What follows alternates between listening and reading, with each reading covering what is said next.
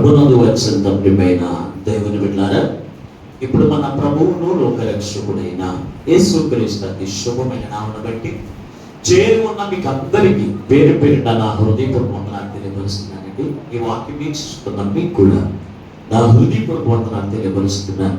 దేవుని మహాకృపను బట్టి మరొక పర్యాయము దేవుని యొక్క సన్నిధిలోనికి నడిపించబడి దేవుని స్తుతించే గొప్ప భాగ్యమును, దేవునితో సహవాసము చేసేటువంటి కృపను, ఆయన మాటలు వినేటువంటి కృపను ఆ పరిశుద్ధాత్మ దేవుడు మరొకసారి మనందరికి ఇచ్చినందుకు మనం ఎంతగానో ప్రభువును బట్టి స్తుతించవలసిన వారమే ఉన్నాం, అలాగే కనపరచవలసిన వారమే ఉన్నాం.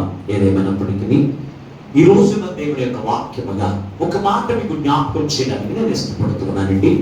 పరిశుద్ధ గ్రంథములో నుండి అపోస్తలుల కార్యముల గ్రంథం 2వ అధ్యాయము 41వ వచనాన్ని 42వ వచనాన్ని దేవుని యొక్క వాక్యముగా మనం నేర్చుకుందాం.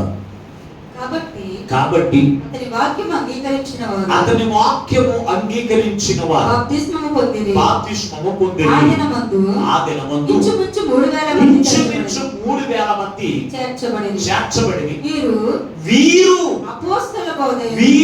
అపోస్తలుల యొక్క బోధయందును సహవాసమయందును రొట్టె విరుచుటయందును ప్రార్థన చేయుటయందును ఎడతెగక ఉండిరి. చిన్న ప్రార్థన చేసుకుని వాక్యం నేర్చుకుందాం. మహాగణుడును మహాపరిశుద్ధుడైన తండ్రి మీకు వందనాలు స్తోత్రాలు. ఇంతవరకు పాడిన పాటల ద్వారా స్తుతి ఆరాధన ద్వారా నీ నామమునకు మహిమ తెచ్చుకున్నవయ్యా. కొద్ది సమయం నీ వాక్యము ధ్యానం చేస్తూ ఉండగా అయ్యా నీ దాసుని ఆత్మతో నింపి నీ దాసులో ఉండి నీవే మాతో మాట్లాడుతూ ఉండగా వినగలుగు చెవి, గ్రహించగల మనస్సు, లోబడి అనుసరించే మనస్సు మాకందరికి దయచేయమని మా ప్రభువును రక్షకుడైన యేసు నామమున ప్రార్థించి వేడుకొనుచున్నాము పరమ తండ్రి, ఆమేన్. ప్రభునందు అత్యంత ప్రియమైన దేవుని బిడ్డలారా, చదవబడిన వాక్య భాగంలో నుండి ఈ రోజున ప్రభు మనతో మాట్లాడుతున్నటువంటి వాక్యపు మాట ఏమై ఉన్నది అంటే కనుక, బాప్తిస్మము పొందిన నీవు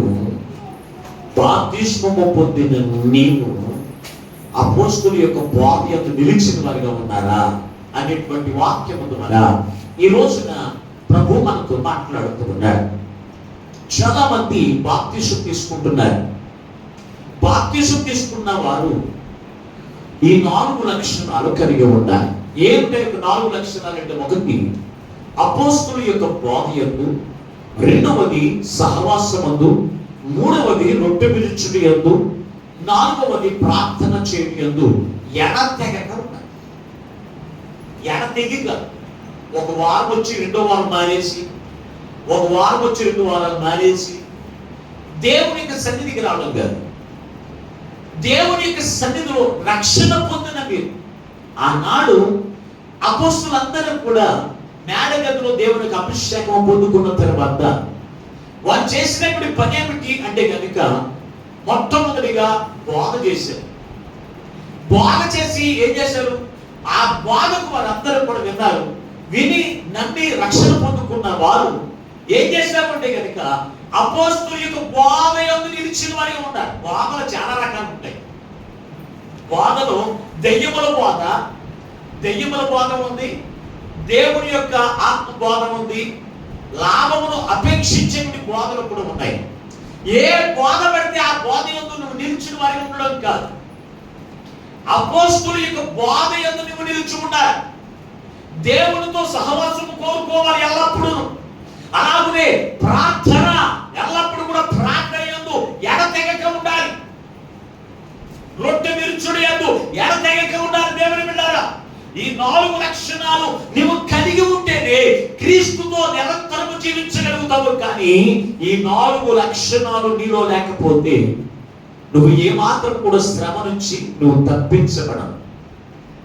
బాప్తిస్మం తీసుకున్నాను కదా, నెలలో మొదటి వారు వెళ్ళి ప్రభు యొక్క బలాలను తీసుకుంటున్నాను, నేను నరకము నుంచి తప్పించబడతాను, దేవుని యొక్క రాజ్యానికి నేను వారసురాన్ని అనుకునేటువంటి భ్రమలో ఉంటే కనుక ఈ రోజు నా ప్రభు నీతో మాట్లాడుతున్నాను. దేవుని బిడ్డారా, ఆలోచన చేస్తే ఈ 4 లక్షణాలను నువ్వు కలిగి ఉండాలి. ఈ 4 లక్షణాన్ని నేను తృప్తీకరించిన వాక్యాన్ని ముగించేస్తాను. దేవుని బిడ్డలారా, మొట్టమొదటిది ఏమిటి అంటే కనుక అపోస్తుల యొక్క బోధ యందు.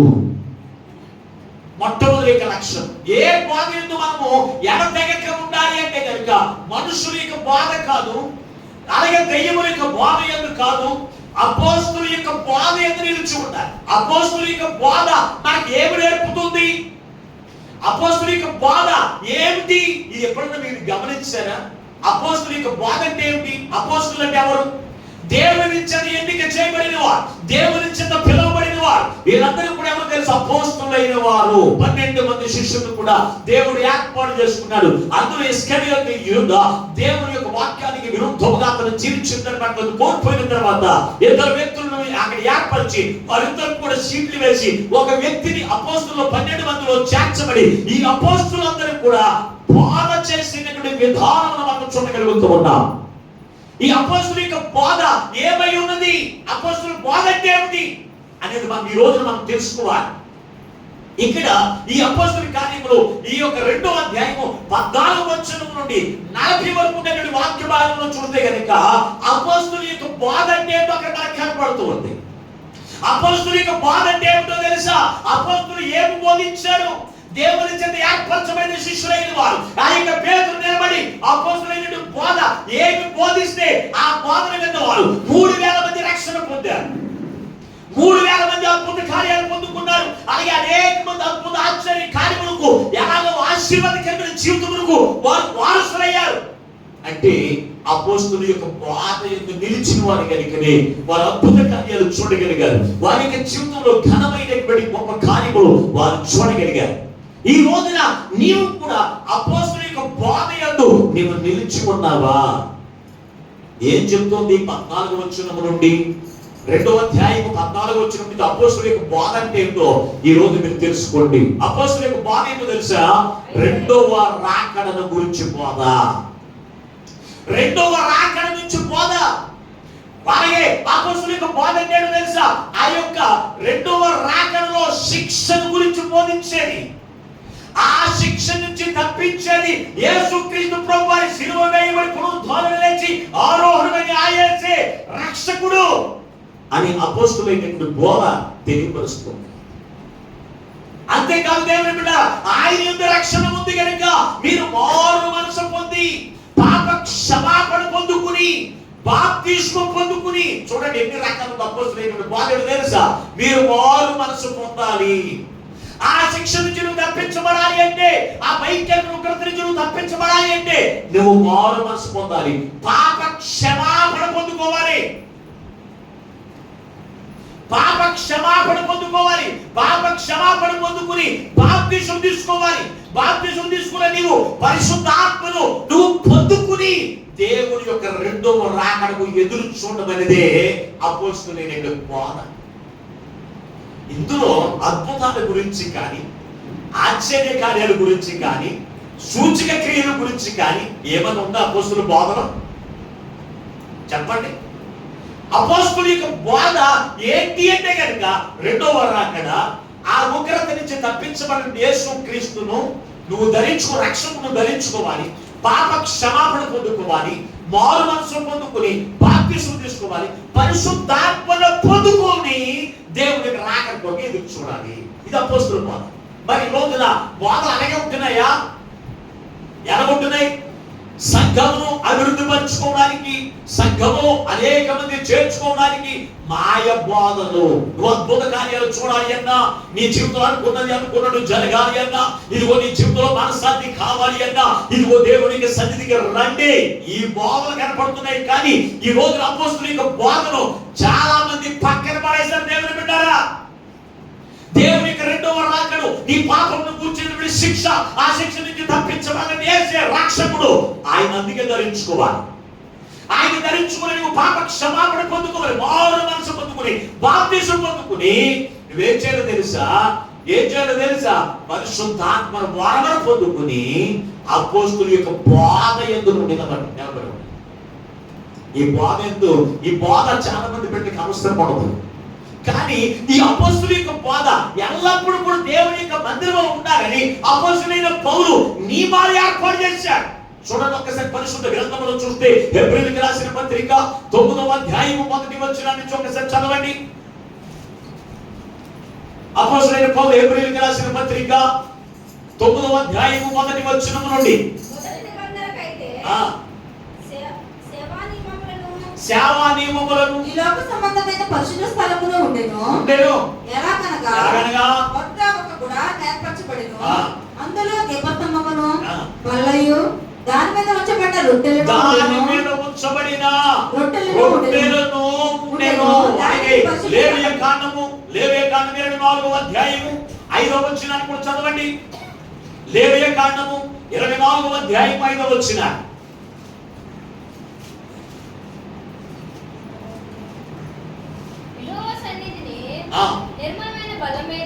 యెహోవా సన్నిధిని నిర్మలమైన బల్ల మీద ఆరేసి పక్షములు కలిగిన రెండు దొంతులుగా వాటిని ఉంచవలెను. నీవు గోధుమ పిండిని తీసుకుని దానితో 12 భక్షములను వండవలెను. ఒక్కొక్క భక్షమున చేరు పిండి వండవలెను. ఒక లెక్క ఉంచాడు అక్కడ. దేవుని యొక్క మందిరము ఏముండాలి? ఒక నియమాలు అక్కడ ఏర్పాటు చేసిన అపొస్తలులైన పౌలు ఏముండాలని చెప్తూ ఉన్నాడు. అక్కడ బల్ల, సన్నిధి రొట్టెల బల్ల, దీపస్తంభం. అంటే ఇక్కడ దీపస్తంభం పెట్టుకుని ఇక్కడ ఉండడం కాదు. సన్నిధి రొట్టెల బల్ల అంటే ఇక్కడ బల్ల మీద ఆరేసి రొట్టెలు చేసి ఇక్కడ పెట్టుకోవడం కాదు. దీపస్తంభము దేనికి సాదృశ్యంగా ఉందంటే తెలుసా? దేవుని యొక్క పరిశుద్ధాత్మకు సాదృశ్యంగా ఉంది. దేవుని యొక్క సన్నిధిలో ఎప్పుడు కూడా ఆత్మ రగులుతూ ఉండాలి. దేవుని యొక్క సన్నిధిలో ఎల్లప్పుడూ కూడా 12 ఏమిటంటే సన్నిధి రొట్టెల బల్ల అన్నాడు. అంటే ఆరేసి చొప్పున 2 దొంతులుగా ఉండాలి అన్నారు దేవుని బిడ్డలు. అంటే 6 అన్ని 12. ఈ 12 కూడా ఎవరికి సాదృశ్యంగా ఉన్నాయి తెలుసా? దేవుని చేత ఏర్పరచబడిన అపొస్తలులైన బోధకు సాదృశ్యంగా ఉంది. ఈ 12 కూడా 12 మంది అపొస్తలుల బోధకు సాదృశ్యంగా ఉంది. పాత నిబంధన మొదలుకొని కొత్త నిబంధన వరకు కూడా అపొస్తలులైన బోధ దేవుని యొక్క మందిరంలో ఉంటూనే ఉంది. కానీ ఈ రోజున ఆ బోధను పక్కన పడేసి ఎవరికి ఇష్టం వచ్చినట్టుగా బోధ ఏర్పాటు చేసుకున్నారు. ఏ సంఘానికి సంబంధించిన బోధ సంఘానికే, ఏ సంఘానికి సంబంధించిన నియమాలు ఎవరిష్టం వచ్చిన నియమాలు పెట్టేసుకోవడం, ఎవరికి ఇష్టం వచ్చిన బోధ ఏర్పాటు చేసుకుని మా సంఘంలో నియమాలు ఎలాగే ఉంటాయి, మా సంఘంలో పద్ధతులు ఎలాగే ఉంటాయి, మా సంఘంలో ఇటువంటి పద్ధతులే వెళ్తాం అని చెప్పేసి ఎవరిష్టం వచ్చినట్టు బోధించేసుకుంటారు. దేవుని బిడ్డలారా, ఇదంతా కూడా అపొస్తలుల బోధ కాదండి. ఇదంతా కూడా అపొస్తలుల యొక్క బోధ కాదు. అపొస్తలుల యొక్క బోధ అంటే తెలుసా? దేవుని యొక్క వాక్యానుసారమైన బోధే. దేవుని యొక్క రెండవ రాకడ మొదలు సిద్ధపడవలసిన బోధే. అందుకే మన మందిరంలో ఎప్పుడు కూడా అపొస్తలుల బోధ వినపడుతుంది అంటారా? ఎప్పుడున్నదో చెప్పండి. అపొస్తలుల బోధ రెండవ రాకడ గురించి, ఆ శిక్ష గురించి, ఆ శిక్ష నుంచి తప్పించబడే విధానం గురించి దేవుని మందిరంలో ఉంటుందంటారా? బోధ ఉంటుందంటారా? నోరు తెరిచి చెప్పండి. నోరు లేని వాళ్ళు ఉంటారు ఇంటి దగ్గర పెద్ద పెద్ద కేకలు బొమ్మలే చెప్తా ఉంటారు. మీ కేకలు భయపడిపోతూ ఉంటారు మీ భర్తలే. దేవుని మీద అపొస్తలుల బోధ ఇక్కడ ఉంటుందా? మరి ఆ బోధ ఎందుకు మీరు నిలిచిన వారిగా ఉంటున్నారా?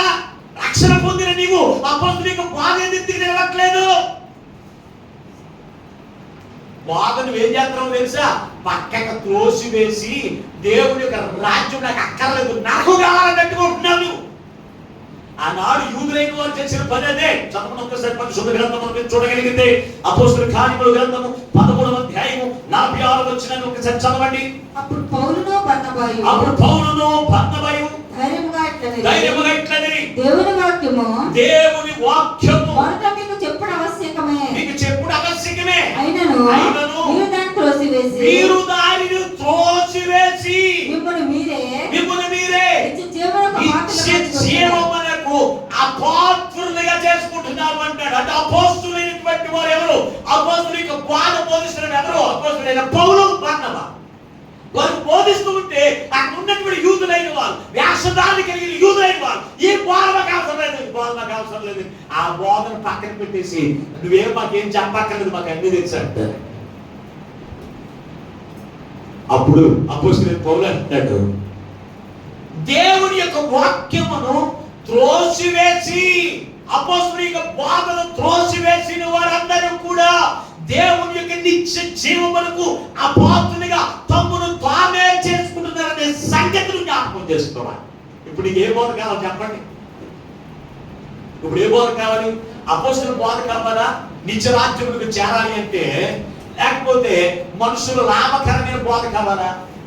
చెప్పండి, ఏ బోధ కావాలి? ఇప్పుడు మనుషులందరూ కూడా ఎక్కడికి వెళ్తున్నారు? ఏ బోధ కోరుకుంటున్నారు? నువ్వు ఆదరించబడాలి అంటే నా దగ్గరికి రా. శ్రమలో ఉన్నావా, అప్పుల్లో ఉన్నావా, బాధలో ఉన్నావా, వ్యాధులో ఉన్నావా, నా దగ్గరికి రా, విడుదల పొందుకుంటావు అంటే ఏం చేస్తున్నావు? అపోస్తలుల యొక్క బోధను పక్కన పెట్టేసి అక్కడికి ఇక్కడికి పరుగులెత్తి వెళ్ళిపోతున్నావు. అయితే నువ్వు అక్కడికి ఇక్కడ పరుగులెత్తడం వల్ల నువ్వు దేవుని యొక్క రాజ్యానికి నిన్ను నీవే అపాత్రులుగా నువ్వు చేసుకుంటున్నావు.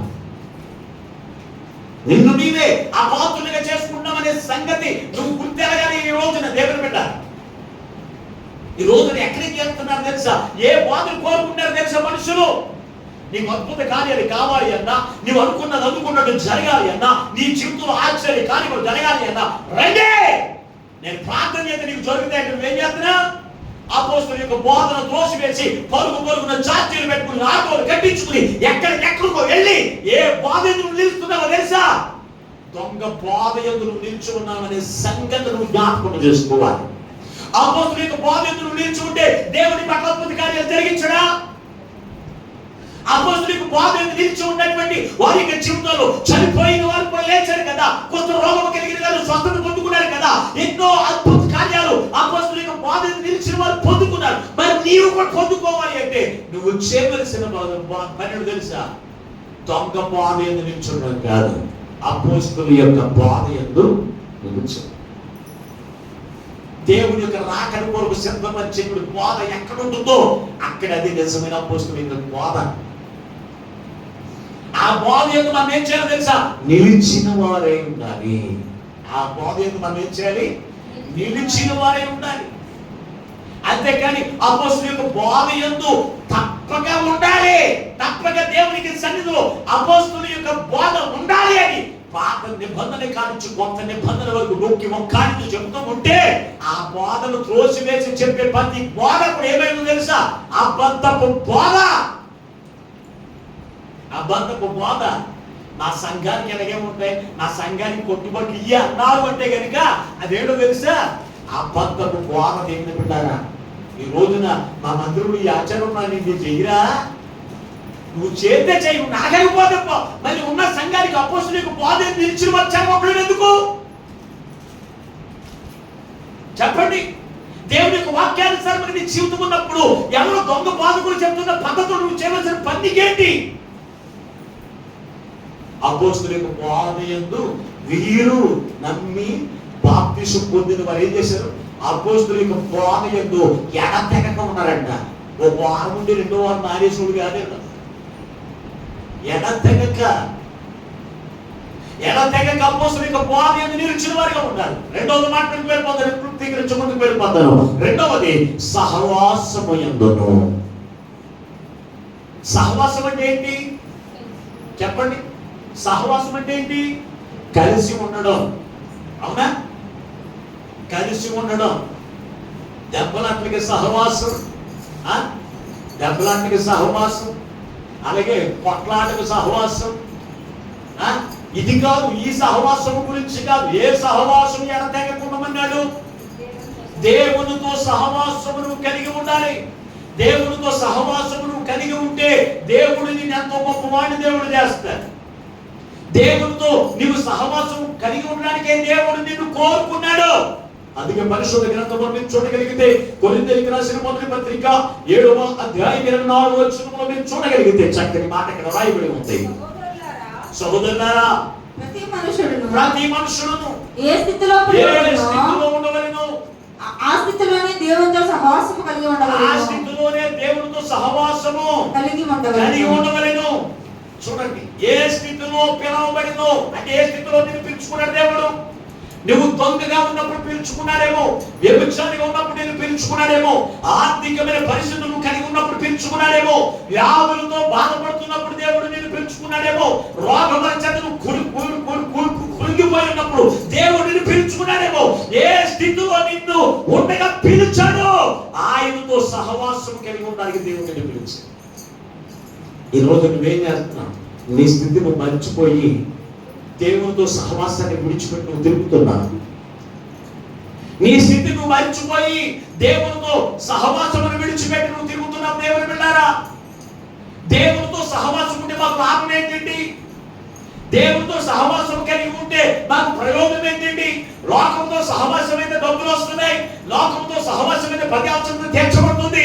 దేవునితో సహవాసం కలిగి ఉంటే మాకు ఉపయోగం ఏంటండి అని మీరు అడగొచ్చు దేవుని బిడ్డారా. అందుకే పరిశుద్ధ గ్రంథంలో ధ్యానికి రాశాడు. యోహాను రాసిన మొదటి పత్రిక 1వ అధ్యాయం 7వ వచనాన్ని ఒకసారి చదవండి. యోహాను రాసిన మొదటి పత్రిక 1వ అధ్యాయం 7వ వచనాన్ని. అయితే ఆయన వెలుగులో ఉన్న ప్రకారం మనము వెలుగులో ఉన్నట్టుగా మనము అన్యోన్య సహవాసము కలిగిన వారమై యుందుము. అప్పుడు మనము ఆయనతో అన్యోన్య సహవాసము కలవారమై యుందుము. అప్పుడు ఆయన కుమారుడైన యేసు రక్తము ప్రతి పాపమును కూడా కడిగి మనలను పవిత్రపరుస్తుంది. దేవునితో సహవాసము చేస్తే మనకు కలిగే ప్రయోజనం ఏంటో తెలుసా? పవిత్రత. దొంగతో సహవాసం చేస్తే నీకు కలిగే ప్రయోజనం ఏంటి? నువ్వు దొంగ అవుతావు. ఏమన్నా, నువ్వు దొంగతో సహవాసం చేస్తే నువ్వు దొంగ అవుతావు. వ్యభిచారంతో సహవాసం చేస్తే వ్యభిచారం అవుతావు. అనీతిమంతులతో సహవాసం చేస్తే నీవు కూడా అనీతిమంతులు అవుతావు. అబాధ్యకులతో సహవాసం చేస్తే నీవు కూడా అబాధ్యకుడు అబాధ్యకురాలు అవుతావు. దేవుని బిడ్డలారా, అందుకే దేవుడు మనతో మాట్లాడుతున్నాడు. నీవు ఆయనతో, మనము ఆయన వెలుగులో ఉన్న ప్రకారము మనము కూడా వెలుగులో ఉన్నలాగునా, ఎవరితో సహవాసం చేయాలి? చీకటి సంబంధమైన శక్తులు కలిగిన వారితో కాదు. ఎవరితో సహవాసం చేయాలి? ఆ దేవునితో అన్యోన్య సహవాసము గలవారమైనప్పుడంట యేసు రక్తము ప్రతి విధమైన పాపమును కడిగి. నువ్వు దేవునితో సహవాసం చేయకపోతే నీకు పవిత్రత ఎక్కడ వస్తుంది చెప్పండి? దేవునితో సహవాసం చేస్తే నీకు పవిత్రత వస్తుంది. దేవుని బిడ్డలారా, యేసు రక్తము చేత పవిత్రత వస్తుంది. కానీ గోదావరిలో మునిగినంత మాత్రమే పరిశుద్ధత నీకు రాదు. గోదావరిలో చాలా మంది మునుగుతారు పుష్కరాలకి, లక్షల మంది మునుగుతున్నారు. వారందరూ కూడా పరిశుద్ధపరచబడిపోయారా? వారందరూ కూడా పవిత్రులైపోయారా? కానీ దేవునితో సహవాసం చేస్తాడు. దేవునితో మనం ఎల్లప్పుడూ కూడా సహవాసం కోరితే కనుక, దేవునితో ఆయన పరిశుద్ధుడు కనుక ఆయనతో మనం సహవాసం కోరుకుంటే యేసు రక్తము ప్రతి విధమైన పాపమును కడిగి నిన్ను పవిత్రం చేస్తావు. కానీ నువ్వు ఎవరితో సహవాసం చేస్తావు? ఎవరితోనూ? దేవుని వాక్యం సెలవిస్తుంది. నువ్వు ఎవరితో సహవాసం చేస్తున్నావు? నా నోటితో నేను చెప్పడానికి బైబిల్ చెప్తుంది. చూడండి ఒకసారి యెషయా గ్రంథము 2వ అధ్యాయం 6వ వచనం చదవండి. యెషయా గ్రంథము 2వ అధ్యాయం 6వ వచనం. యాకోబు వంశమునకు ఈ జనము తూర్పు నుండి జనుల సంప్రదాయములతో నిండుకొని ఉన్నారు. ఈ జనులు సంప్రదాయములతో నిండుకొని ఉన్నారు. చూడండి, ఈ జనులు సంప్రదాయాలతో నిండుకొని ఉన్నారు. వారు ఫిలిష్తీయుల వలె మంత్ర ప్రయోగములు చేయుదురు. సహవాసం చేయుదురు కనుక వారితో మీరు సహవాసం చేయడం వలన దేవుడు మిమ్ములను విసర్జించి. వాక్యం అర్థమవుతుందా? ఇప్పుడు ఎవరితో సహవాసం? నువ్వు సంప్రదాయాలతో కలిగిన వారితో నువ్వు సహవాసం చేస్తే, చెప్పట్టుకుని ఎదురొస్తుంది సహోదరి, వారితో నువ్వు సహవాసం చేస్తే రేపటి మంది ఎవరైనా ఇంట్లో నుంచి ప్రయాణం అవ్వాలని నువ్వు ఒక చెప్పించుకుని ఎదురవా? అవునా లేదా? అలా నీ పక్కింటి వారు ఇంటి దగ్గర ముగ్గులు వేస్తూ ఉంటే అవి ఇప్పుడు అలంకరణ తెచ్చి పూజలు చేస్తూ ఉంటే వారితో సహవాసం చేస్తే నువ్వు అదే చేస్తావు. సంప్రదాయాలు, ఆచార పద్ధతులు, మంగళవారం, శుక్రవారం పనకరింపులకి పులకరింపులకి వెళ్ళకూడదా? ఇదో సంప్రదాయం, పనికిమాలిన సంప్రదాయం. ఆదివారం తూర్పున ప్రయాణం చేయకూడదా? ఎక్కడికంట? అబ్బో మా మధ్యలో మంచి సంప్రదాయకులు ఉన్నారు. అప్పుడు పడమటికి ప్రయాణం చేయకూడదంట. ఉన్నదండి సంప్రదాయం. మరి పక్షులైతే పడమటికి ప్రయాణం చేద్దాం మానేస్తావా? మాట్లాడరా? ఆచార పద్ధతి. ఒకరి సమాధుల దగ్గరికి వెళ్ళొచ్చని వాడు ఒకడైతే, ఒకరి సమాధుల దగ్గరికి వెళ్ళకూడదని వాడు ఒకడు. సంప్రదాయ పద్ధతిగా ఏది చేసినా నువ్వు నరకానికి పోతావు తప్ప పరలోక రాజ్యానికి నువ్వు పోవు. నువ్వు ఎక్కడున్నావో తెలుసా? లోకమంతా కూడా సంప్రదాయములతో నిండుకుని ఉన్నదంట. లోకమంతా సంప్రదాయముతో నిండుకుని ఉన్నది కనుక నీవు ఎవరితో సహవాసం చేయాలి? సంప్రదాయం కలిగిన వారితోనా? అక్కడ ఇంకొకరితో ఉంది, ఇంకో బ్యాచ్ ఉన్నారు అక్కడ. ఎవరాలు?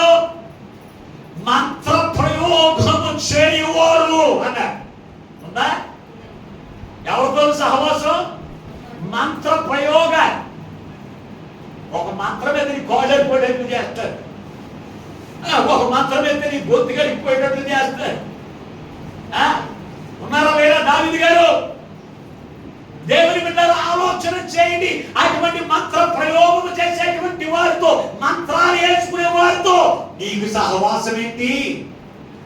చెప్పండి, నీకు సహవాసం ఏంటి? వారితో నువ్వు సహవాసం చేస్తే నీవు కూడా మాంత్రికురాలు అవుతావు.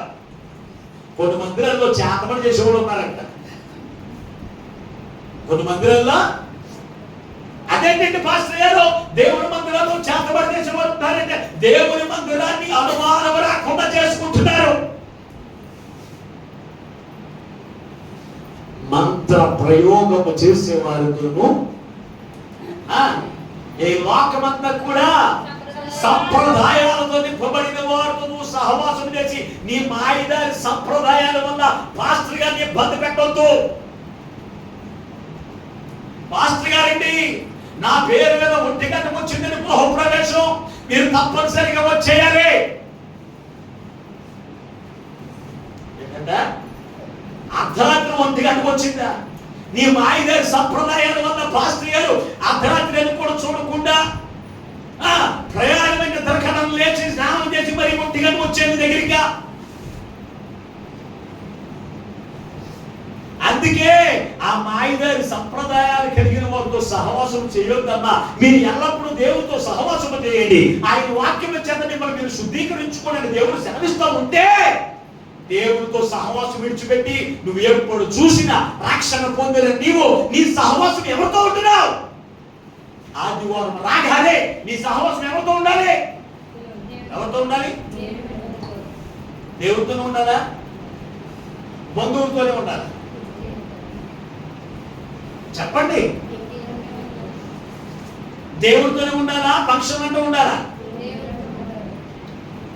అంటే చేయలేని వాడికి నోరు రాకపోవచ్చేమో, కానీ చేయగలిగిన వారు నోరు తెచ్చి చెప్పండి గట్టిగా, పర్వాలేదు. మనం ఎవరితో సహవాసం చేస్తున్నాం? ఎవరితో చేయాలి? ఎవరితోనూ? ఆదివారం ఎవరైనా మేకపోతే వేసుకుంటానంటే నువ్వు ఏం చేయాలి? పోయిన ఆదివారం పండిట్లో ఏదో జాతర జరిగిందంట. జాతర జరిగితే మాయిదారి రక్షణ పొందినటువంటి బిడ్డలందరూ కూడా చేరిపోయారు. అంటే సహవాసం దేవునితోనే దెయ్యాలతోనే మాట్లాడేంటి? ఇల్లు వాళ్ళందరూ దెయ్యాలతోనే సహవాసం అనుకోండి, అది వేరేగా చెప్పక్కర్లేదు. వెళ్ళకపోతే నువ్వు శాపం పొందుకుంటావా? వెళ్ళకపోతే నీ కుటుంబం నాశనం అయిపోతాయా? కాదండి, తినడానికి ఉన్నది నీకు మొక్కులు జరిపోతావు. తినడానికి ఉన్నటువంటి నీ మొక్కులు బట్టి నువ్వు వెళ్ళిపోతున్నావు. నీ సహవాసం అంతా కూడా మాంత్రికులతోనూ మాయిదారి ఆచార పద్ధతులతో జీవించే వారితో సహవాసం చేస్తే ఆచార పద్ధతులన్నీ నీకు వచ్చేస్తే ఎడతెగక దేవుడి సన్నిధిలో నువ్వు ఎక్కడ కనపడతావు? మాట్లాడితే కనపడతారండి. దేవునితో సహవాసము చేస్తే ఎలా ఉంటుందో తెలుసా?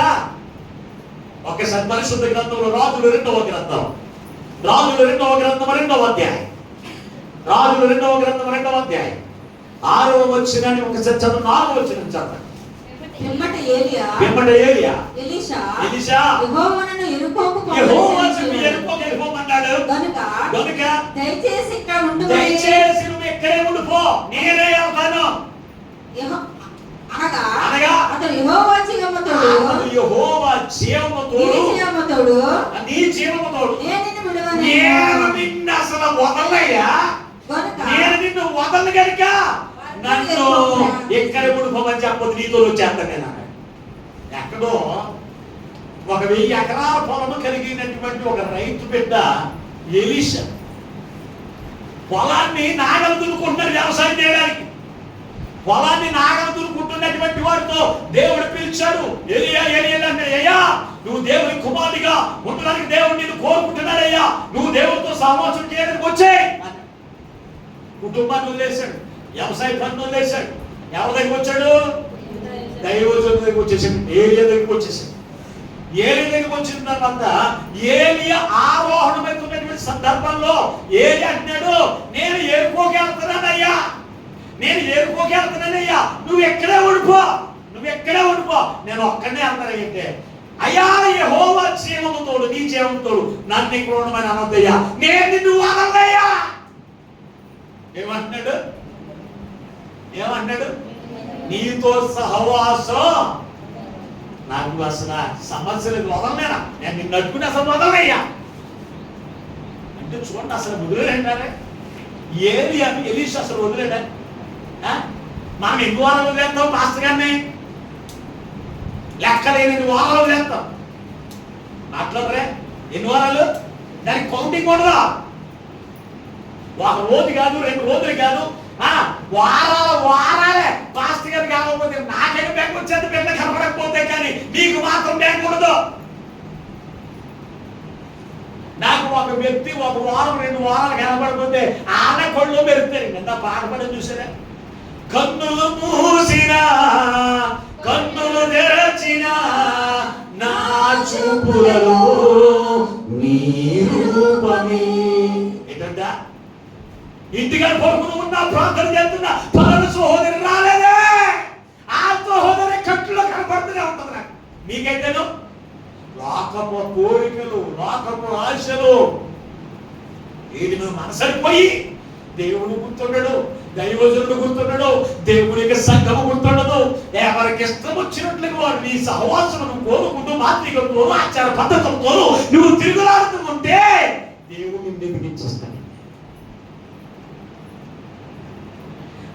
నిన్ను ఎదిగించేస్తాడు. నాకు ఒక 2 వారాలు బట్టి జ్యోతిగా కనపడతలేదు. వచ్చినా ఉండే ప్లేస్ నెట్టుకుంటున్న ప్లేస్ ఖాళీగా ఉంటుంది. చిన్న బిడ్డ కనుక పేరు చెప్పారు, పెద్ద బిడ్డలు ఇంకా ఉన్నారు, పేర్లు చెప్పట్లేదు. కనబడినటువంటి పేర్లన్నీ కూడా నాకు తెలుసు. దేవుని బిడ్డారా, ఈ రోజు మీరు ఆలోచన కలిగి ఉండండి. దేవునితో మనం సహవాసము చేయాలి. కన్నులు మూసిన కన్నులు తెరిచిన మీ రూపమే కనబడితే, కన్నులు మూస్తే మాయమైపోయేటువంటి సోదరులు ప్రబంధంలో లేకుండా పోవాలి. ఉన్నారంటారా? ఉన్నారా? కన్నులు మూసిన తర్వాత కన్నులు మూయక ముందు కనపడతారు, కన్నులు తెరిచేటప్పటికీ మాయమైపోయేటువంటి సహోదరుడు దేవుని మందిరం లేదా? దేవుని బిడ్డలారా, చాలా జాగ్రత్త. మనం ఎక్కడున్నామో తెలుసా? దేవుని యొక్క 2వ రాకడ దినాల్లో ఉన్నాం. రక్షణ పొందిన నీకే లేకపోతే దేవునితో సహవాసం చేయాలి. నీ బిడ్డకు, నీ కుటుంబానికి ఎలా వస్తుంది? నీవే ఆదివారం దేవునితో సహవాసం చేయవలసిన రోజే బంధువులతో సహవాసం చేస్తా. దేవునితో సహవాసం చేయవలసిన రోజు వరే పక్షులతో సహవాసం చేస్తా. ఇంకా నీ బిడ్డకి ఎలా వస్తుందండి? వారే నేర్చుకుంటే నిన్ను చూసి ఆలోచన కలిగి ఉన్నారు. దేవునితో సహవాసం చేసిన ఎలీషా ఎంత గొప్పవాడిని చేశాడు దేవుడు తెలుసా? ఎంత గొప్పవాడిని చేశాడు తెలుసా? అసలు నిన్ను వదలనయ్యా, అయ్యా నన్ను వదిలే, నేను వెళ్ళిపోతున్నానయ్యా. దేవునితో సహవాసం వెళ్ళిపోతున్నాను ఇప్పుడు నన్ను వదిలే. యెహోవా జీవము తోడు, నీ జీవము తోడు, నిన్ను వదిలితే వద్దునే వదలదిగా. మాస్టర్ గారిని వదులుతాను అంటాడు అసలు. మరి మనమైతేను మాస్టర్ గారిని నన్ను పట్టుకున్నాడేంటి ఏమంటారు మళ్ళీ? అందరూ మొదలైంది నన్ను పట్టుకుంటాడేంటి? ఏదో రాగ మంది అయిపోతే నన్నే పట్టుకుంటాడేంటి? అక్కడేమో ఎలీషా ఏమో ఇదిగో నేను నిన్ను వదలనా అన్నాడు. ఇక్కడేమో ఇప్పుడు ఉన్న పాస్టర్లే నిన్ను వదలని నువ్వేమన్నావు? నన్ను పట్టుకుంటారేంటి? నన్ను వదిలేండి, వారాన్ని వదిలేండి. 3 వారాలు ఉన్నాయండి అవకాశం నేనానే. దేవుని బిడ్డలారా చాలా జాగ్రత్త అండి. దేవుని వదిలిపెడితే దేవుని సహవాసం విడిచిపెడతానంట. ఆయన నిన్ను విసర్జిస్తానంట. దేవుని బిడ్డారా, నువ్వు రక్షణ పొందుకున్నావని, బల్లారథంలో పాలు పొందుకుంటున్నావని చెప్పి రాని కొరకు సిద్ధపరిచే పర్వరాజు తీసేసుకో అక్కడ అనుకుంటున్నారా? ఏమంటున్నాడు అక్కడ? యెహోవా నిన్ను విసర్జించు. నువ్వు దేవునితో సహవాసం విడిచిపెడితే, పాస్టర్ గారు అయితే నిన్ను ఎప్పుడు కూడా విసర్జించకపోవచ్చేమో, కానీ దేవునికి అటువంటిది ఏముండదు. ఆయన విసర్జించేవాళ్ళ దగ్గర ఎక్కడ పోతామో తెలుసా? ఎందుకు పనికి రాని శివునికి ఏర్పడదు. ఆయన విసర్జించాడంటే నువ్వు ఎక్కడ పోతావో తెలుసా? నరకానికి నువ్వు పాత్రురాలు అయిపోతావు. జాగ్రత్త. యేసు నిజమైన దేవుడని, ఆయన రక్షకుడని, ఆయన యందు పాప క్షమాపణ దొరుకుతుందని నమ్మి, అలాగే పాప క్షమాపణతో బాప్తిసం పొందుకుని పరిశుద్ధాత్మ అభిషేకము పొందుకున్న దేవుని కుమార్తె అపోస్తలుల యొక్క పాదయందు నువ్వు నిలిచి ఉండాలి. వారి వలె అపోస్తలులతో సహవాసమును కోరుకునే వారికి నువ్వు ఎల్లప్పుడూ ఉండాలి. లోకముతో కాదు, లోకస్తులతో కాదు, నీ కుటుంబీకులతో కాదు, నీ రక్త సంబంధులతో కాదు, దేవునితో ఎల్లప్పుడూ కూడా సహవాసం కోరుకోవాలి. ఎలీషా ఇదిగో తన బంధువులు కావాలని, బంధువుల యొక్క పక్షాలని, కానీ ఎవరి సహవాసం కూడా తను కోరుకోలేదు.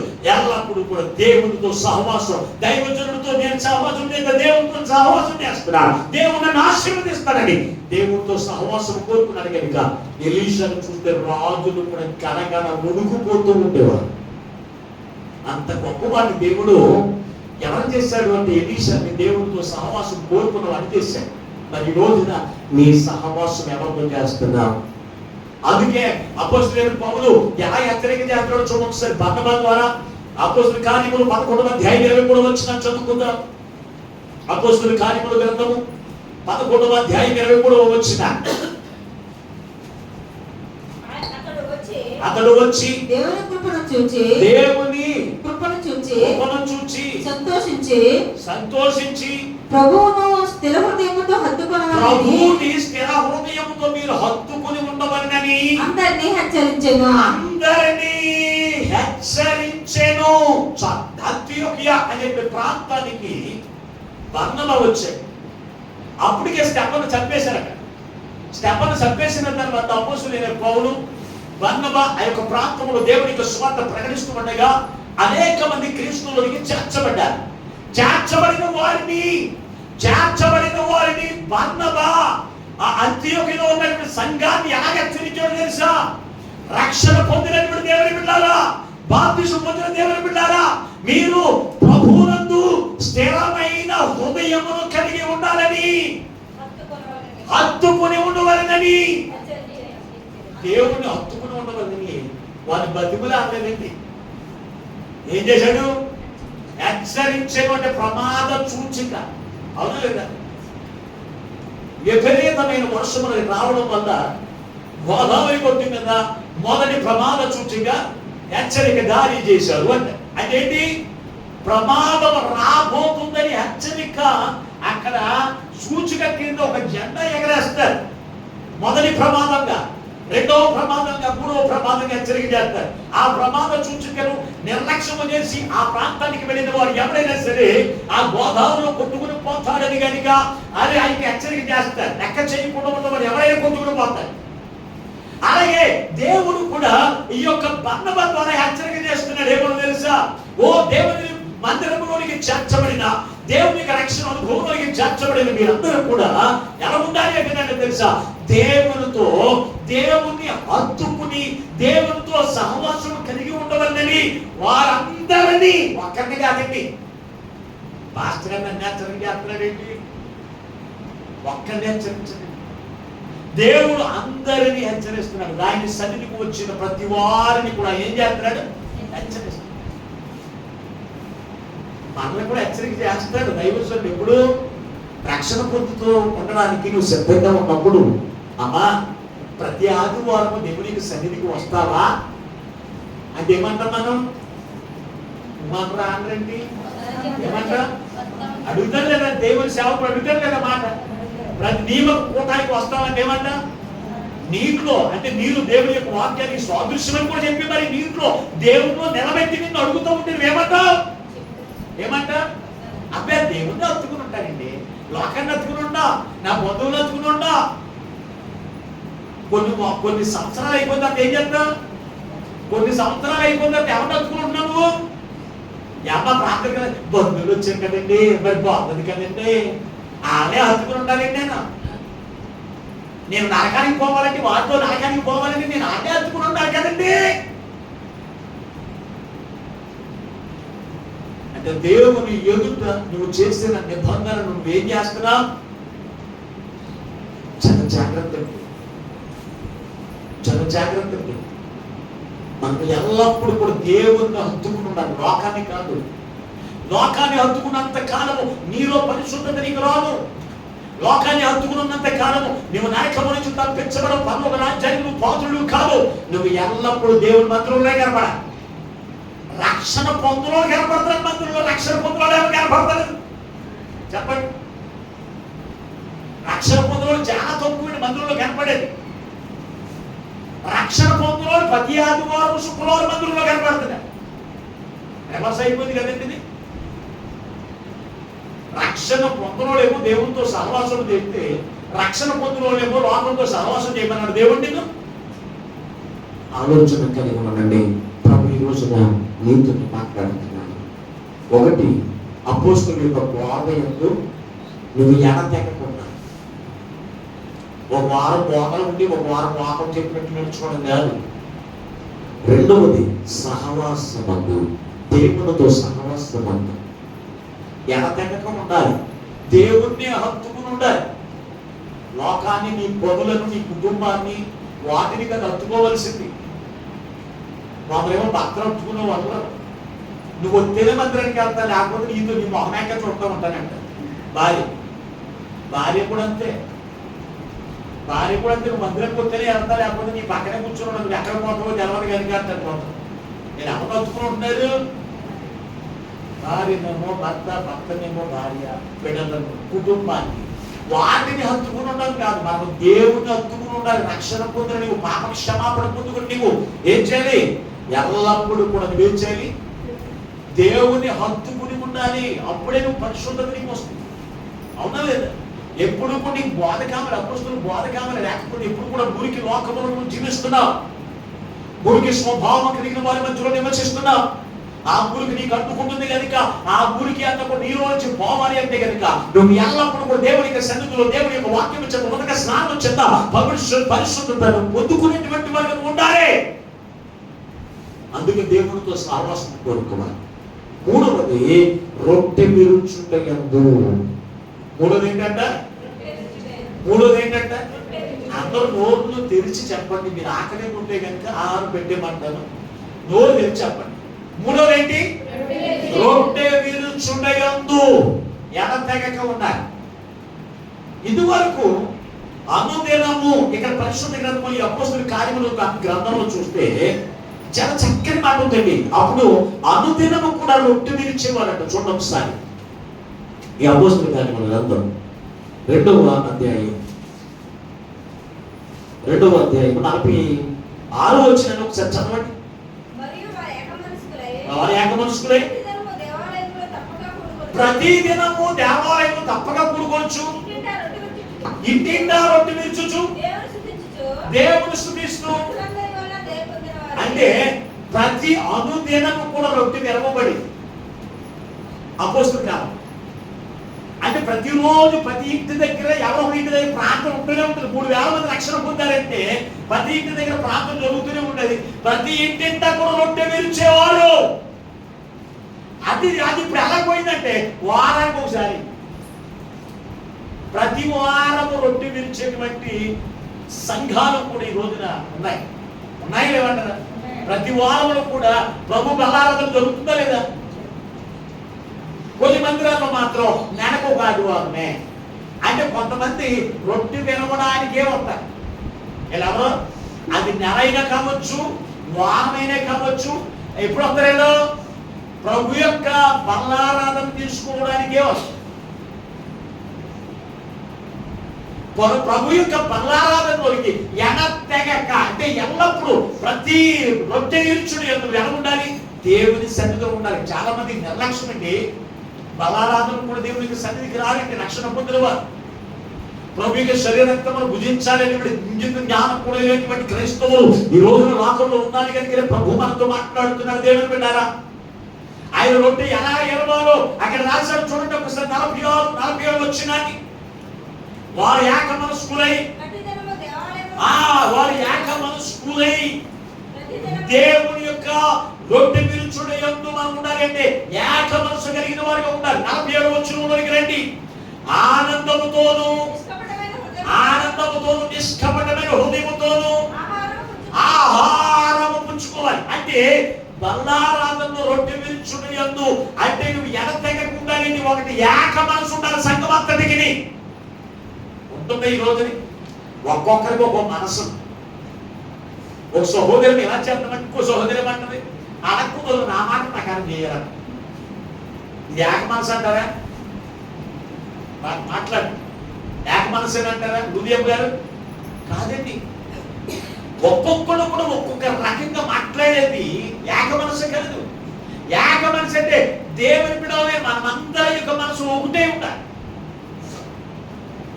అదే క్రీస్తు మనసే ఉండాలి. క్రీస్తు మనసులో కపటం ఉండదు. క్రీస్తు మనసులో అసూయ ఉండదు. క్రీస్తు మనసులో స్వార్థం ఉండదు. ఒక్కొక్క సంఘంలో ఎవరు పైకి అందరూ కూడా దేవుని కుమారుని కుమార్తె ఏర్పడి లోపలంతా కూడా దెయ్యపు మనసే. కపటమైన మనసు, స్వార్థపూరితమైన మనసు, అసూయకరమైన మనసు. ఇది దేవుని మనసు అంటారా? చెప్పండి. వారు పరలోక రాజ్యం వెళ్తారంటారా? పైకి ఏమో పాస్టర్ గారిని తిడతా ఉంటారు. పైకి పాస్టర్ గారిని తిడతారు. పైకి పాస్టర్ గారి దగ్గర ఏం చేస్తారు? ఎరుగు అవుతూ ఉంటారు. అంటే ఇది ఏమంటారు? నిష్కపటమైన మనసేనండి ఇది. ఏ మనసుతో తీసుకోమన్నా ఇక్కడ బల్లారాధన? నిష్కపటమైన మనసుతో ఆనందముతో తీసుకోవాలి. ఆనందముతో తీసుకోవాలి బల్లారాధన అంటే. ఎలాగా?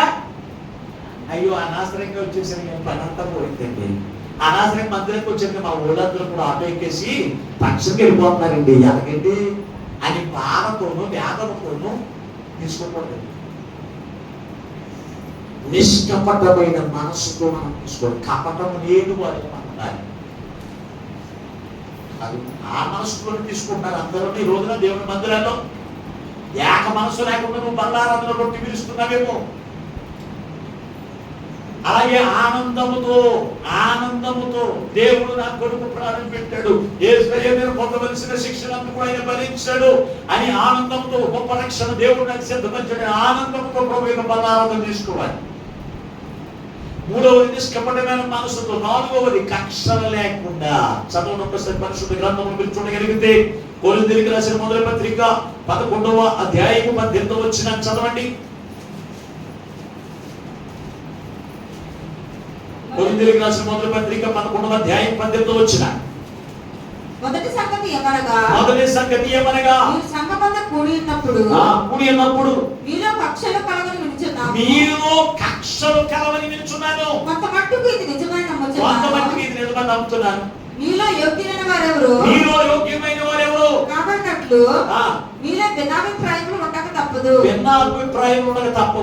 మీరందరూ కూడి వచ్చుండగా ప్రభు రాత్రి భోజనము చేయడం సాధ్యము కాదు. తీసుకోవడం వేస్ట్, రొట్టె వినడం వేస్ట్. ఎవరిలో కక్షలతో ఉన్నవా? దేవుని యొక్క మందిరానికి వచ్చి ఆయన యొక్క రక్తం వచ్చి విమోచించబడిన నీవు, పాప క్షమాపణ పొందుకున్న నీవు, ఆయన రక్షణ పొందుకుని ఆయన ఆత్మను పొందుకుని నీలో ఏమనకూడదు? కక్షలు ఉండకూడదు. బాబా వాళ్ళకి కక్ష కట్టారంటే సంవత్సరాల దగ్గర పడిపోయిన బాబు ఏం చేస్తారు? కక్ష. భర్త మీద భార్య కక్ష కట్టారు, భార్య మీద ఏమో భర్త కక్ష కట్టేస్తారు, సంఘ సహోదరి మీద సహోదరి కక్ష కట్టేసి ఆ ఏదైనా చెప్తే నేను తిన్నాం, ఆ ఏదైనా పెడితే నేను తిన్నాం. ఎవరు పెడతావు? దేవుని మందిరంలో ఎవరు పెడతారు నీకు? దేవుని మందిరంలో పెట్టేది మనుషులు కాదు, దేవుని పెట్టారా? అది ఎవరైనా తీసుకురావచ్చేమో కానీ అది దేవుని చేతిలో పెట్టారు కనుక అది దేవునిది, అది దేవునిది. ఆడ పెట్టారు, ఈయన పెట్టారు. ఇటువంటి కక్షలు మనకు ఉండకూడదండి. మనం సమాధాన పడాలి. క్రీస్తు యొక్క ప్రేమతో క్షమించే గుణమును కలిగి ఉండాలి. ఒకవేళ మాటలతో నేను బాధపెట్టుండొచ్చు, క్రియలతో నేను బాధపడుచుండొచ్చు, ప్రవర్తనతో నేను నొప్పించుండవచ్చు. అయినప్పటికీ కూడా నువ్వేం ఒకరినొకరు క్షమించుకుని ఆయన బల్లారాధనలో రొట్టె విరుచుండి అందులో పాలు పొంగులు పొందే వారికి ఉండాలి. అలా ఉంటున్నారు రోజున, అలా ఉంటున్నారా? కక్ష అర్థండి. ఒకరింటే ఒకటి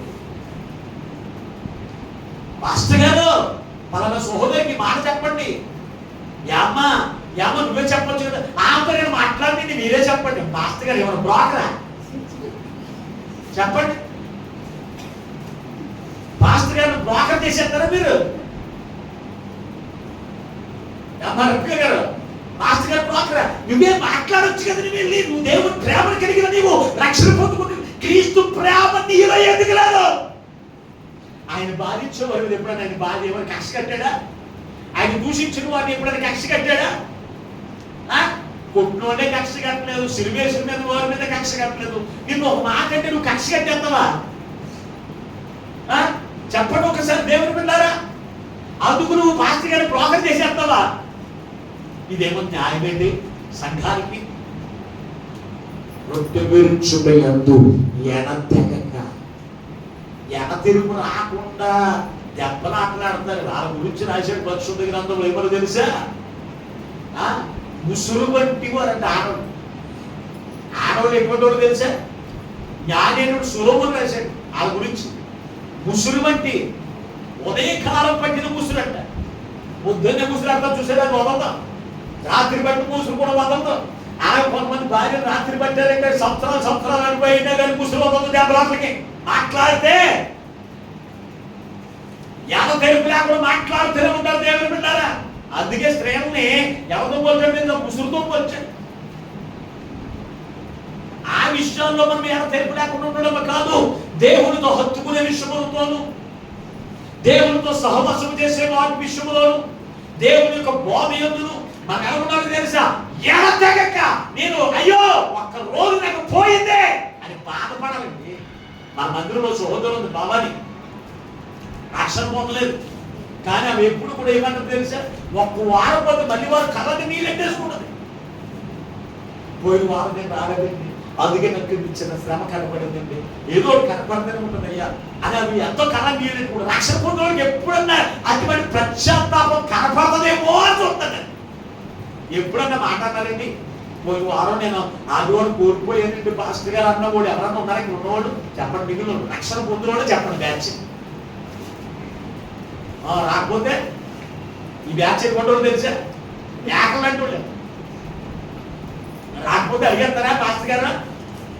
రాలేదు ఊరికే ఏం చేయమంటారు? దేవుని పెట్టారా? చాలా జాగ్రత్త. ప్రార్థన చేయండి ఎందుకు? ప్రార్థన చేయండి ఎందుకు కూడా మాకు ఎలా ఉండాలి? ఎడతెగక ఉండాలి. ఆనాటి సంఘాలు అలాగే ఉన్నాయండి. చదువు ఒక మాట చదివి వాక్యాన్ని ముగించేస్తారు. పరిశుద్ధ గ్రంథంలో అపోస్తలుల కార్యముల గ్రంథంలో 6వ అధ్యాయం 4వ వచనం చదువుకుంటారు. 6వ అధ్యాయం 4వ వచనం.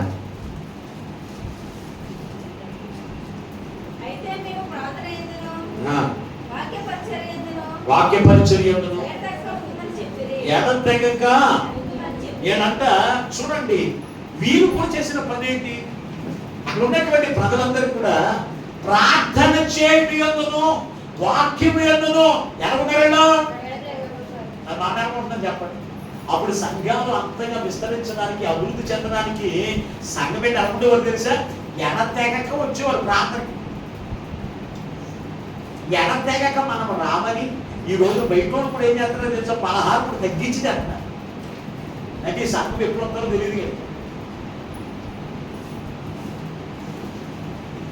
మొన్న సహోదరు నన్ను ఆ శుక్రవారం ఒక ప్రశ్న వేశారు. అయ్యారు రేపు ఆదివారం మల్లారాధన కదండి, మరి శుక్రవారం చూసినా ఆదివారం చూసినా రక్షణ పొందిన వాళ్ళు కనపడతలేదు కదండి, రక్షణ పొందిన వాళ్ళు కనపడతలేదు కదండి, మరి ఆ మల్లారాధనలో అందరూ మల్లారాధనలో పాల్గొంటూ పొందొచ్చండి అని ప్రశ్న వేసింది నన్ను ఒక సహోదరి, రక్షణ పొందిన సహోదరి. ఏం చెప్పాలంటారు నేను? వాళ్ళ పాపాన్ని ఆడిపోతారమ్మా నాకు ఉంటే మాట, అంతే కదా. ఎడతెగక దేవుని యొక్క సన్నిధికి రావాలని అపోస్తలుల కాలం మొదలుకొని ఇప్పటి వరకు కూడా దేవుని యొక్క సేవకులైన వారు బోధిస్తూనే ఉన్నారు, ప్రకటిస్తూనే ఉన్నారు. కానీ దేవుని మాటలు లక్ష్య పెట్టక నీకు ఇష్టం వచ్చినట్టుగా దేవుని యొక్క బోధన విడిచిపెట్టి దొంగల బోధను, అలాగే దెయ్యాల బోధను, మనుషులు చెప్పేటువంటి మాటలను బట్టి విని దేవుని యొక్క బోధన విడిచిపెట్టి నువ్వు తిరుగుతూ ఉంటే, దేవుని యొక్క సహవాసమును విడిచిపెట్టి అన్య ఆచార పద్ధతులు కలిగిన వారితో సహవాసం కోరుకుని, అలాగే మంత్రజ్ఞులతో మంత్ర ప్రయోగం చేసే వారితో సహవాసం కోరుకుని దేవుని యొక్క సన్నిధి విడిచిపెట్టి నువ్వు తిరుగులాడుతూ ఉంటే, నట్టు విరుచు ఎనతెగ కూడుకోవలసిన నీవే దేవుడు విరుచడం మానేసి పరిశుద్ధత లేనటువంటి జీవితము, అపవిత్రమైన జీవితమని కలిగిన జీవితం జీవిస్తూ నీ ఇష్టానుసరమైన జీవితం నువ్వు జీవిస్తూ ఉంటే, ప్రార్థన లెక్కలేని తనము, ప్రార్థన మీద పడుతున్నప్పటికీ ప్రార్థనకి వెళ్ళాలనేటువంటి జ్ఞానం లేకుండా నువ్వు జీవిస్తూ ఉంటే నువ్వు పరలోక రాజ్యానికి వారసురాలువా? అందుకే నా క్రీస్తుని కొరకు రక్షణ సిద్ధం చేశాడు. ఈ రోజు నా ప్రభు నీతో మాట్లాడుతుండగా ఎవరికి వారు పరిశీలించుకోలేదు. ఒకరోజు ఆయన అపోస్తులైన వారు అక్కడ ఉన్నటువంటి ప్రజలు ఆనాటి ఆ యొక్క సంఘము ఎలా జీవించింది, ఆ సంఘం ఎలాగ విస్తరించింది, ఈ రోజున మన సంఘము విస్తరించాలి అన్నా, ఈ సంఘములో నూతనమైన ఆత్మలు చేర్చబడాలి అన్నా, సంఘముకు ఉండవలసిన లక్షణాలు నీలో లేకపోవడం వల్ల సంఘము దిగజారిపోతుందంటే అది నీ వల్లే. కేవలం ఈ 4 లక్షణాలు నీలో లేకపోవడం వల్ల సంఘము దిగజారిపోతుంది అనే సంగతులు గుర్తెరిగి నువ్వు దేవుని యొక్క సంఘాన్ని కుంటిదనం చేస్తున్నావు, దేవుని యొక్క సంఘాన్ని పాడు చేసేటువంటి వారికి ఉంటున్నావు అనే సంగతులు గుర్తెరిగి ఏం చేయి? ఈ 4 లక్షణాలు కలిగి దేవుని యొక్క నిత్య జీవమునకు వారసులుగా ఉండడానికి క్రీస్తు నీ కొరకు మా కొరకు శ్రమపరచబడిన గ్రహింపు కలిగిన వారై ఉండి అపోస్తలుల యొక్క బోధ యందు, సహవాసం యందు, రొట్టె విరుచుడు యందు, ప్రార్థన చేయుట యందు ఎడతెగక నేను జీవిస్తానయ్యా. ఎంతవరకు నేను జీవించలేదు కానీ ఇప్పటి నుంచి నేను జీవిస్తానయ్యా, నన్ను మన్నించండి అని దేవుని యొక్క సన్నిధిలో క్రీస్తు యొక్క పాదాల దగ్గర మనం వేడుకుందాం. ఆయన ఇచ్చేటువంటి నిత్య రాజ్యానికి, ఆయన ఇచ్చేటువంటి అద్భుతాశ్చర్య కార్యములకు వారసులుగా ఉందాం. అట్టి కృపా భాగ్యమున పరిశుద్ధాత్మ దేవుడు ఈ మాటలు వింటున్న బిడ్డలందరికీ అనుగ్రహించును గాక. ఆమేన్. ప్రార్థన చేసుకుందాం. తనలో వంచండి. ఇంతవరకు ప్రభు మనతో మాట్లాడిన ప్రతి మాటను బట్టి ఎవరికి వారే మిమ్మల్ని మీరే పరిశీలించుకోండి. దేవా, ఎంతవరకు 4 లక్షణాలు నేను నిర్లక్ష్యం చేస్తానయ్యా. అపోస్తలుల యొక్క బోధ ఏంటో తెలియక అబద్ధ బోధను నమ్మి నీ బోధను విడిచిపెట్టిన తిరుగులోనే తండ్రి అయ్యా, నీ సహవాసం విడిచిపెట్టినాయన. ఈ లోకమంతా ఆయన ఆచార పద్ధతులతో నింపబడి ఉన్నాయి. లోకముతో వారితో సహవాసము కలిగి, మంత్ర ప్రయోగం చేసే వారితో సహవాసము కలిగి నీతో సహవాసం విడిచిపెట్టిన తిరిగనయ్యా. రొట్టె విరిచిపోయేందుకు నిర్లక్ష్యంగా నేను జీవించానయ్యా. అవునయ్యా, ప్రార్థన అంటే నిర్లక్ష్యంగా నేను జీవించాను కనుకని ఈ రోజు నువ్వు నాతోనే సూటిగా తేటగా మాట్లాడావు. నీకే స్తోత్రములని ఎవరికి వారి ప్రార్థన చేయండి. మమ్మల్ని శాశ్వతమైన ప్రేమతో ప్రేమించి ఇంతవరకు నీ వాక్యము ద్వారా మమ్మల్ని దర్శించినందుకు వందనాలు స్తోత్రాలు చెల్లిస్తూ ఉన్నాం. నీ మాటలు ఏ బిడ్డలు కూడా వ్యర్థముగా విడిచిపెట్టకుండా తండ్రి, నీ వాక్యములు నిలిచిన వారే, నీతో సహవాసము కలిగిన వారే, రొట్టె విరిచిపోయేందును, ప్రార్థన చేయుటయందును ఎడతెగక నీ సన్నిధిలో కూడుకుంటూ నీవిచ్చేటువంటి గొప్ప కార్యములకు, నీవిచ్చేటువంటి రాజ్యములకు వారసుగా ఉండేటువంటి కృపనయ్యా ఈ మాటలు వింటున్న బిడ్డలందరికీ దయచేసి మీరు మహిమను పొందమని యేసు నుండి ప్రార్థించి వేడుకొనుచున్నాము పరమ తండ్రి, ఆమేన్. దేవుడు మిమ్మల్ని అందరిని దీవించును గాక, ఆమేన్. మరొకసారి మీకు అందరికీ నా